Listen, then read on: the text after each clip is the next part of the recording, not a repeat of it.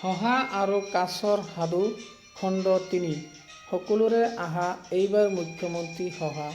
গল্পকাৰ ঈশা ৰহুল্লা।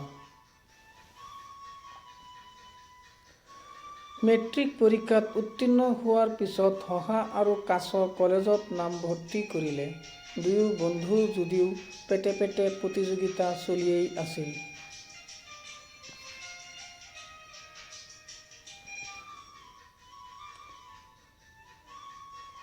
এইবাৰ উচ্চতৰ মাধ্যমিক পৰীক্ষাত শহাই ৫১% আৰু কাছই ৪৮% নম্বৰ লাভ কৰি উত্তীৰ্ণ হ'ল। শহাৰ মনত বৰ আনন্দ।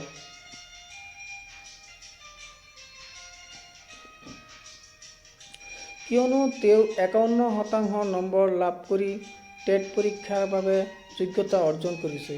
কিন্তু শহাই নাজানে যে কাছৰ OBC চাৰ্টিফিকেট আছে।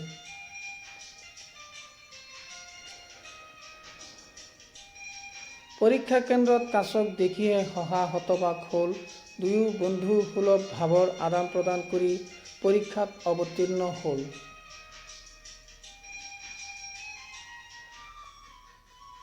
ফলাফল ঘোষণা হোৱাত শহা ৯১ আৰু কাছ ৮৭ নম্বৰ লাভ কৰি উত্তীৰ্ণ হ'ল। শহাৰ মনত বৰ আনন্দ। তেওঁ এইবাৰ চাকৰিটো লাভ কৰিব। কিছুদিন পিছত চাকৰিৰ বিজ্ঞাপন ওলাল। দুয়ো আবেদন কৰিলে। সৌভাগ্যবশতঃ চাকৰিটো কাছই পালে।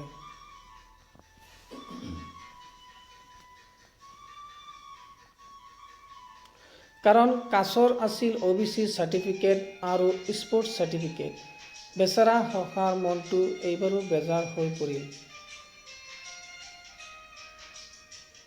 খণ্ড ৪ আগলৈ চাবলৈ অনুগ্ৰহ কৰি চেনেলটো ছাবস্ক্ৰাইব কৰি লাইক, কমেণ্ট আৰু শ্বেয়াৰ কৰিব।